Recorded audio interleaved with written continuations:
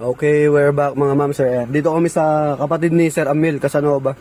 Yung tropa natin, si RH King. So nagkakabit kami ng Dipay na dashcam. Ayan. So naka-install na siya. Ayan. Ayan. Kailangan i-pause natin. Ayan, Dipay. Ayan. So, Toyota Fortuner na bago. Yung sa car charger. Malabo yung video natin. Kasi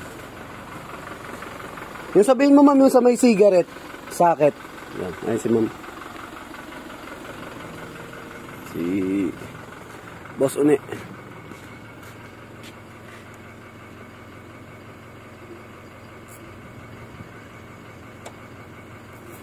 So dito yung sa Dipay, sa Yi, malamang, madalas dito namin nilalagay sa likod.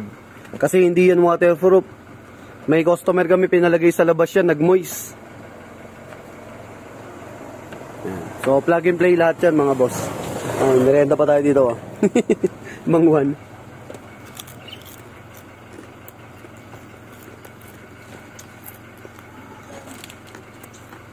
Okay naman na eh. Kinakabit na lang na yun yung sa likod.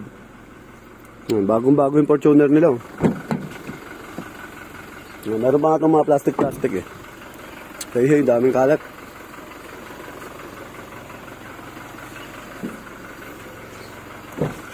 Ano? Mga plastic pa. Dipay.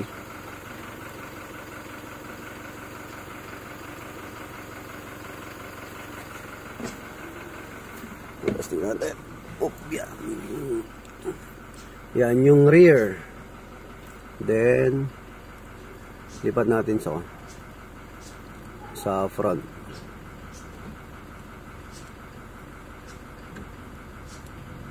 Yan. So ayun yung front cam. Say hey. Bagong-bago. Tapos ito yung wala kila sir eh. Bali sa akin to. Pinang-testing lang natin. So, inahanap nila yung sa cigarette socket, yung sa may pinaka-USB. Kasi ang supply nito, ganyan, pang USB. Ayan, nag-off siya, tapos, nag-on, Dipay. Dipay. Ayan. So, inahanap lang nila yung stock na ganito. Kakabit natin. Nakita mo na, ma'am? Wala. Bilad mo na lang ma'am, kahit na anong charger naman to eh. Pwede. Basta yung pang car charger na USB type. Ayan, wala yung one nila ma'am eh. Pwede ba pwede ng angle? Sige ma'am, wait lang. Ay ma'am, i-check mo na. Pwede na yan. Ayun si ma'am. Siya nag-aasikaso sa amin, wala si bossing. Asan ba si boss? Nakaalis na uli? Okay. Ayun ma'am, check mo na. Napipihit naman yung kanyan ma'am eh, yung sa baba. Yung sa ilalim. Ayan. Ayan si boss ulit. All goods na? Ayan. So, galing yan sa isang sasakyan nila, kinuha namin, tapos in-install namin dito sa Fortuner.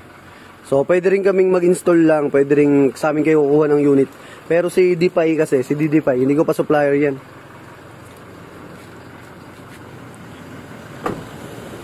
So, sa mga gusto magpa-install, available yan sa JLJ Car Accessories, Motomac Works. Saka yung sa vlog natin, yung JLJ Car and Moto Vlog.